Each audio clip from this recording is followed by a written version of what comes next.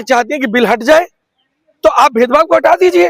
पहले क्या आया था, भेदभाव आया था कि बिल आया था। सरकार ये चाहती नहीं कि इतनी जल्दी फैसला आए, सरकार ये चाहती नहीं कि इतनी जल्दी निर्णय आए, क्योंकि अगर ये मसला बिल है एक असमान व्यक्ति को समानता के स्तर पर लाने का एक टूल। ये वो लोग हैं जो व्हाट्सएप यूनिवर्सिटी से पढ़े हुए हैं, उनको ये मालूम नहीं है कि ये जो कंप्लेंट है इसकी अपील का प्रोविजन पहले तो कॉलेज के अंदर रखा गया है, फिर सीनियर मैनेजमेंट के पास रखा गया है, उसके बाद में कोर्ट का दरवाजा भी खटखटाने का मार्ग रखा गया है। तो ऐसा थोड़ी है कि अभी इधर एफआईआर हुई और इधर आपको फांसी पे टांग दिया जाएगा।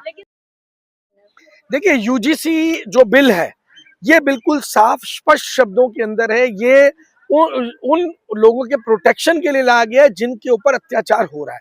हाँ, अगर अब बात करें दूसरे पक्ष की के जो लोग इसका विरोध करें, तो मैं उनको ये कहना चाहूंगा कि अगर आपको ऐसा लग रहा है कि आपकी कहीं सुनवाई नहीं हो रही है या आप कहीं अत्याचार को फेस करें और आपकी सुनवाई नहीं हो रही है, तो यकीनन आपके पास तो ऑलरेडी पूरी सत्ता है। लेकिन वो लोग कह रहे हैं सर कि तमाम लोग हैं जो फर्जी एफआईआर करेंगे, उन्हें फंसाएंगे, उनका पूरा जीवन बर्बाद हो जाएगा इस बिल की वजह से। देखिए ये वो लोग हैं जो व्हाट्सएप यूनिवर्सिटी से पढ़े हुए हैं, उनको ये मालूम नहीं है कि ये जो कंप्लेंट है इसकी अपील का प्रोविजन पहले तो कॉलेज के अंदर रखा गया है, फिर सीनियर मैनेजमेंट के पास रखा गया है, उसके बाद में कोर्ट का दरवाजा भी खटखटाने का मार्ग रखा गया है। तो ऐसा थोड़ी है कि अभी इधर एफआईआर हुई और इधर आपको फांसी पे टांग दिया जाएगा, ऐसा नहीं है। कोर्ट के जज खुद कह रहे हैं कि इस तरीके से अगर हम यूजीसी कानून लाएंगे तो देश को पीछे की ओर ले जा रहे हैं।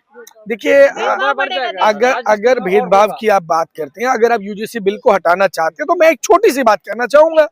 छोटी सी बात यह है कि आप ये चाहते हैं कि बिल हट जाए तो आप भेदभाव को हटा दीजिए। पहले क्या आया था, भेदभाव आया था कि बिल आया था? पहले भेदभाव आया था भाई, आप भेदभाव को हटा दीजिए, बिल हट जाएगा। भेदभाव कहाँ है देश में? 2026 में जी रहे हैं हम। देखिए मेरी बहन मैं आपको बता देता हूँ, आप एक महिला हैं, आपके चारों तरफ किस तरीके से महिलाओं के ऊपर अत्याचार हो रहा है, चाहे वो अंकिता भंडारी का केस रहा हो, चाहे वो उन्नाव का केस रहा हो, चाहे वो हाथरस का केस रहा हो, चाहे अभी बिहार में जो एक रिसेंट में केस हुआ वो केस हुआ हो, दुनिया भर के केसेस जो महिलाओं को प्रताड़ित किए जा रहे हैं, ये तो वो केसेस जो नोटिस में आ जा रहे हैं, और इसके अलावा बहुत सारे वो केसेस जो नोटिस में आते ही नहीं है। और इसी तरीके से जो दलित भाईचारे की आपने बात की, उनके ऊपर भी जो रोहित वेमुला का केस सामने निकल करके आ गया, कुछ ऐसे केस निकल करके सामने आ गए, लेकिन आप मुझे बताइए कितने ऐसे केस हैं जो निकल कर सामने आ ही नहीं रहे हैं।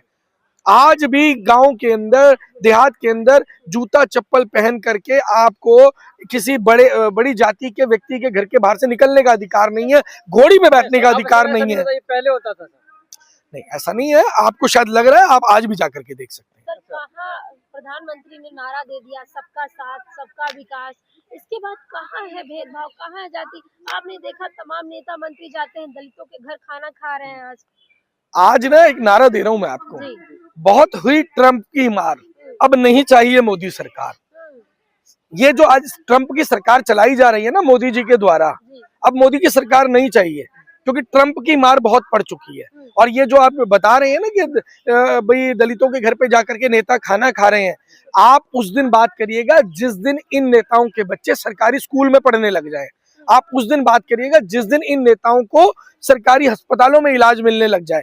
आप उस दिन बात करिएगा जिस दिन ये जो आज दलित भाईचारे की बात कर रहे हैं, जिस दिन इनके वहां किसी दलित भाई के घर पहुंचने से पहले खाना बर्तन ना पहुंचाए जा रहे हो। ये सब चीज धीरेन्द्र शास्त्री भी तो कहते हैं कि जात पात की करो विदाई, हिंदू हिंदू भाई भाई, तो आज हिंदू क्यों बट रहा है? नहीं, देखिए वो अपने हिसाब से, अगर कोई देश में मुस्लिम भाई और हिंदू बहन की शादी होती है तो वो उसे तो कहा जाता है इनको लव जिहाद। और दुनिया भर के जो भाजपा के नेता है उनको दामाद चाहिए मुस्लिम, वहां लव जिहाद नहीं होता। तो ये जो दोगली नीति है, जैसे हम कहते हैं कि नतमस्तक तो होंगे गांधी जी के सामने, 2 अक्टूबर को नाक रगड़ेंगे गांधी जी के पास जाकर के, और बगल में क्या रखेंगे? छुरी, यानी कि बगल मुंह में राम बगल में छुरी। तो वो स्थिति बनी हुई है देश के अंदर। बिल आता है तो हिंदू बढ़ जाएगा। कैसे बढ़ जाएगा? आप अगर मान लीजिए फॉर एग्जांपल कोई मेरा छोटा भाई है, मेरी छोटी बहन है, अगर उसकी सपोर्ट करने से उसका कद मेरे बराबर हो जाता है तो वो बटेगा कैसे, मुझे ये नहीं समझ में आ रहा। भेदभाव हो रहा है ना। आपने यूनिवर्सिटी में देखा कि यूजीसी के लेकर कितना बवाल हुआ, जबकि बिल अभी लागू नहीं हो पाया है। देखिए भेदभाव, मैं आपको फिर वही बात बोलना चाहूंगा। बिल क्या है? बिल है एक असमान व्यक्ति को समानता के स्तर पर लाने का एक टूल। अगर मान लीजिए किसी व्यक्ति का कद 2 फुट का है, अब उसे 2.5 फुट का स्टूल अगर देंगे तो आपके बराबर हो जाएगा। लेकिन समस्या क्या है? स्वर्ण समाज ये कह रहा है कि हम सदियों से अब भागे हैं और अब यूजीसी भी ला रही सरकार। नहीं, देखिए मैं फिर वही बात कहना चाहूंगा कि अगर आप भेदभाव को खत्म करने की तरफ जाते हैं, एक कदम भेदभाव खत्म करने की तरफ बढ़ाते हैं, उसके ऊपर ये बात नहीं करेंगे।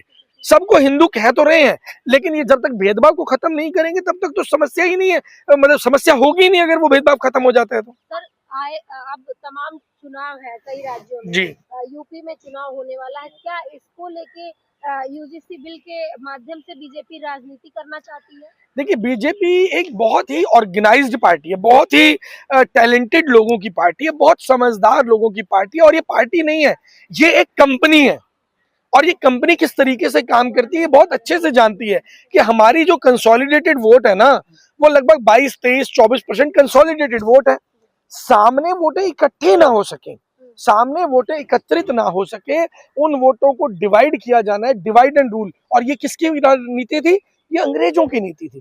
तो ये पूरी तरीके से वेल ऑर्गेनाइज होके काम करते हैं, वेल प्लान करके काम करते हैं। क्या भाषण देना है, क्या स्पीच देनी है, क्या बोलना है, किससे लड़ाई करनी है, कौन सा बिल लेकर आना है, कौन सी कंडीशन लानी है, ये सारी चीजें भाजपा के अंदर एक बंद कमरे में तय होती है। सर सवर्ण समाज कह रहा है कि इस बिल के माध्यम से आप गधे को घोड़ा बनाने की कोशिश कर रहे हैं। देखिए अब बात वहीं आ गई कि वो अपने किसी भाई को गधा कहने की कोशिश कर रहे हैं। मुझे लग रहा है कि अगर हमारे देश के अंदर किसी साथी का कद छोटा है तो उसे सपोर्ट देकर के बराबर में लाकर खड़ा करना चाहिए। और अगर कोई व्यक्ति दिमागी रूप से कमजोर होता है उसे लताड़ना नहीं चाहिए। वो दिमागी रूप से अगर कोई व्यक्ति कमजोर, मैं अपाहिज की बात कर रहा हूँ, अगर कोई कमजोर है तो उसकी मदद की जानी चाहिए कि उसको हर संभव उसको मदद की जा सके ताकि वो अपने जीवन को सुचारू रूप से चला सके। ये नहीं होता कि वो तो कमजोर है, वो दिमाग से कम है, या वो पढ़ा लिखा नहीं है, या वो पैसे से कमजोर है, या वो छोटी जाति का, तो हम जी उसको छोटी जाति का तो हम उसे इग्नोर कर देंगे। ऐसा नहीं हो सकता। जब देश की बात करते हैं कि इकट्ठा देश को लेकर के चलेंगे, सबका साथ सबका विकास की बात करेंगे, तो उन सभी को हमें कहीं ना कहीं बराबरी पर लेकर आना होगा। सर आखिरी सवाल है कि एक बार हियरिंग हुई कोर्ट में, उसके बाद इस पे लग गया मामला, कोर्ट तक पहुंच गया, दोबारा सुनवाई होनी थी, दोबारा भी इस पे जो है रोक लग गई है, अभी कोई बात आगे नहीं बढ़ी है, तो क्या ये चलता रहेगा या इसमें कोई फैसला भी आएगा? देखिए टलता रहेगा या फैसला आएगा, इसमें कहना बहुत जल्दी होगी। इस बात में मैं अपना वक्तव्य कह देता हूँ कि मुझे ऐसा लग रहा है कि सरकार ये चाहती नहीं कि इतनी जल्दी फैसला आए, सरकार ये चाहती नहीं कि इतनी जल्दी निर्णय आए, क्योंकि अगर ये मसला कोर्ट में ना होता तो कहीं ना कहीं जो है लोगों के बीच में जो आज की तारीख के अंदर फूट पड़ी हुई है, वो लोग एक तरीके से इकट्ठे होकर के चल रहे थे। इस बिल ने जो फूट डालने का काम किया है, जो एक रुख बदलने का काम, जो अभी चुनाव के अंदर रुख बदल है ना कि इस बिल के माध्यम से फूट पड़ी है जनता जो है हिंदुओं में। फूट देखिए अब उन नीति क्या थी, उनकी नीति है ये फूट डालने की। वो अपनी जो 22% वोट है उसमें फूट नहीं डालने देंगे। बाकी लोगों को, अच्छा आज अगर दलित भाईचारा उनके साथ नहीं होगा तो उनको मुस्लिम दामाद चाहिए। अभी भारतीय आरएसएस के किसी व्यक्ति ने कहा था, जब स्वामी अभिमुक्तेश्वरानंद जी ने बताया कि 10 लाख हिंदू बेटियों की शादी उन्होंने मुस्लिम घरों में करवाई है, तो आप ये बताइए कि दामाद तो मुस्लिम ही चाहिए उनको। कोई भी आ जाए भाजपा का नेता, उसको दामाद मुस्लिम चाहिए, तो वो फूट डाल करके अगर दलित भाईचारा साथ नहीं चलेगा तो मुस्लिमों को लेंगे साथ में।